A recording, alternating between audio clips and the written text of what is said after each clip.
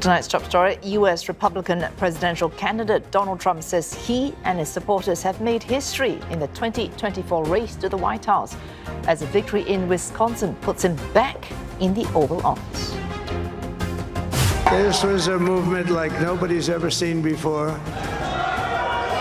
And frankly, this was, I believe, the greatest political movement of all time. There's never been anything like this in this country and maybe beyond.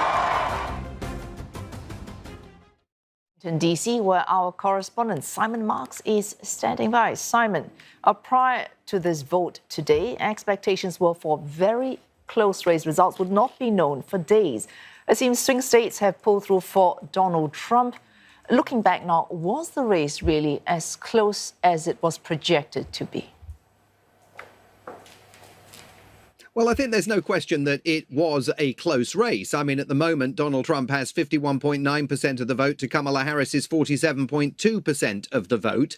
And there were moments during the last few weeks of the campaign when polls suggested that a sort of a 2 or 3 point gap between the two of them, Kamala Harris was often ahead of him in those final weeks of the polls, was to be expected. I mean, it is, though, the size of the victory and the size of the surge in support for Donald Trump and the ebbing away of support for Kamala Harris that has stunned Democrats and allowed the result of the election finally to be called by the major television networks in the very early hours of this morning. I think around 5:30 East Coast time was when the final call came. And for Democrats, this is an overwhelming drubbing. By the time this finishes, it could end up looking a lot like a Donald Trump landslide. And not just in terms of the presidency. The Republicans have captured the Senate. It is perfectly possible that by the time all the House races are resolved, the Republicans will enjoy a majority in the House of Representatives as well. That is going to give Donald Trump absolutely untrammeled authority to do pretty much whatever he wants. If he can count on solid majorities in both houses of Congress, and also, of course, count on the Supreme Court, where a 6-3 advantage in the Republicans' favor is the current state of play. The Supreme Court has already delivered an opinion that says any American president enjoys immunity from prosecution for any act carried out in line with their official duties. That is going to make Donald Trump the most powerful occupant of the Oval Office, certainly in the modern era, when he is sworn in here on January the 20th. So the country, I think, is really still digesting the size and scale of Donald Trump's victory and also digesting all of the consequences that it entails. Now, Simon, Mr. Trump in his first term, less powerful than he suggests now, was quick to walk back what he thought he did not like achievements under Barack Obama. So that could happen again January next year. Is the Biden administration going to be doing anything to try to safeguard what it has put in place in the last 4 years?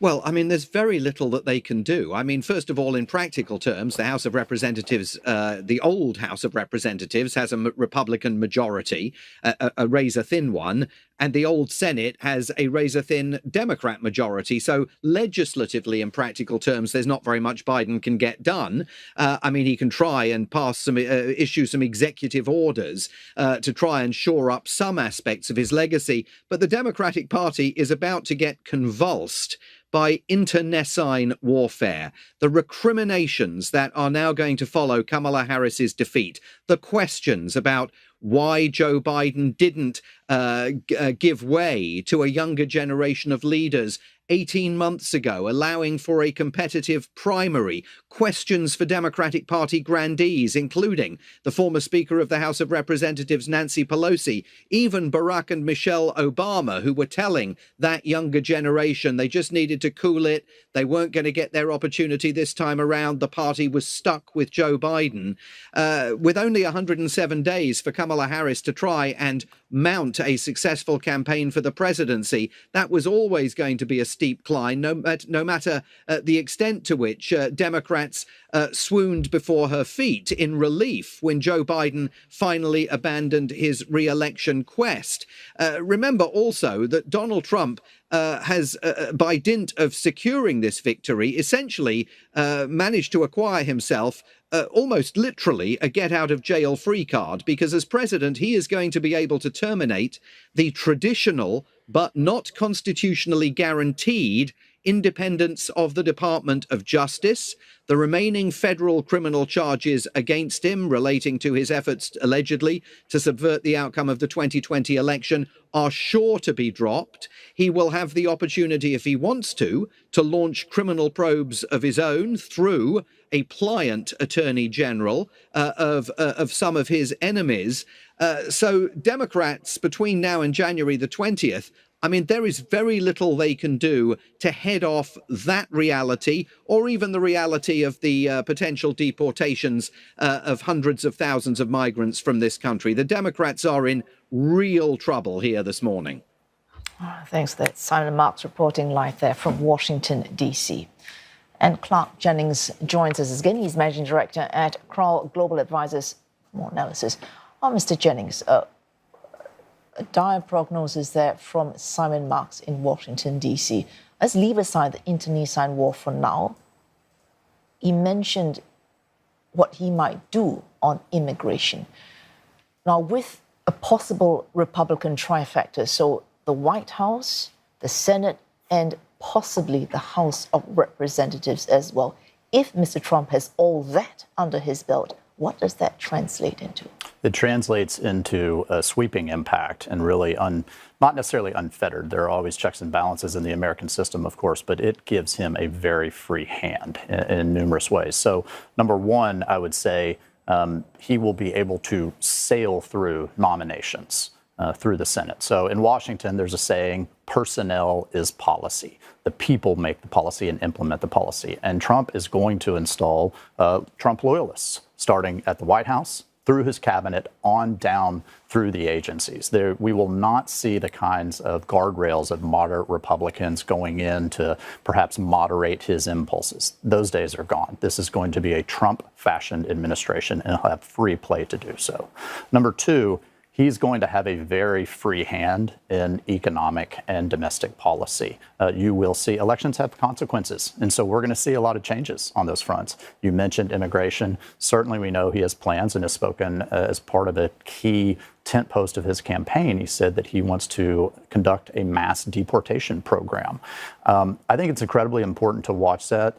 That is not only an immigration policy, that's an economic policy.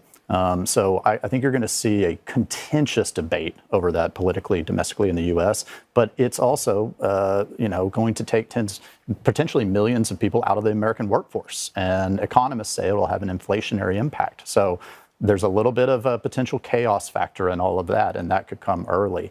And then lastly, most importantly, perhaps generationally, the Supreme Court.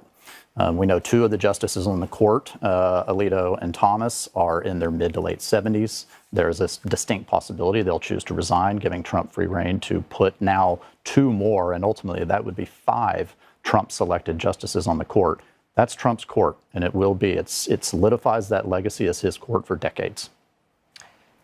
Oh, he's been very clear. One thing you cannot accuse Mr. Trump of is not revealing his intentions. He has been very clear.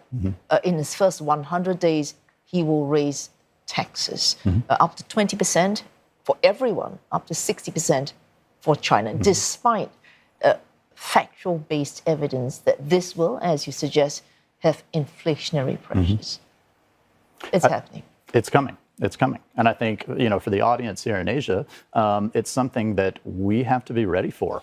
People can say that they've seen this movie before, and to an extent that's true, but it's going to have unpredictable impacts. So, as you say, 60% on China, kind of a reignition of the U.S.-China trade war. But remember, that first go-around of that trade war had profound impacts on supply chains, reoriented industries throughout the region, often in unpredictable ways. So expect more of that to come.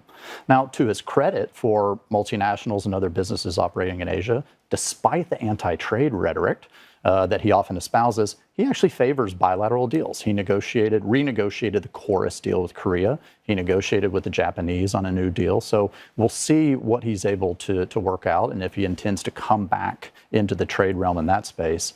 But a last thing on the economic front, I'll say, is American industrial policy is here to stay. It is now baked in, Democrat and Republican in the U.S. And so that means policies that favor reshoring.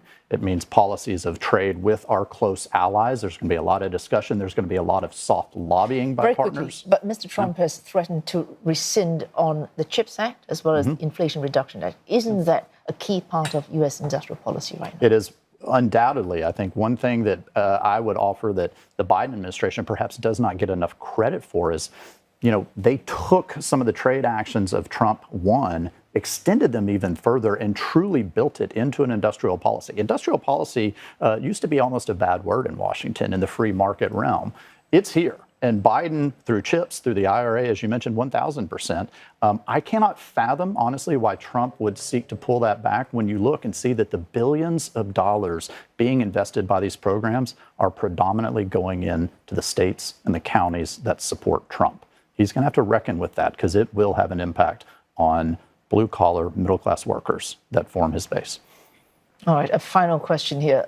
What would we need to do? We've been saying this wrong. We need to prepare for any administration in Washington. I think, and I quote you here, it's not just instability, it's calculated instability. I think that's exactly right. I would say for leaders in Asia, whether you are in government or in business, the two watchwords are going to be disruption and unpredictability. And I don't say that as a partisan. Those are Donald Trump's words. That's his calling card. He believes that unpredictability is strength, that it gives him leverage in negotiation, gives him leverage on the global stage. And so I would say that those of us who felt like the first Trump administration sometimes felt like a bit of a roller coaster, get ready because we're getting back on that ride. So sit down, close the doors, and strap on your seatbelt. Well, thanks much for coming and joining us this evening. Clark Jennings, Managing Director at Crowell Global Advisors. Thank you. Thank you.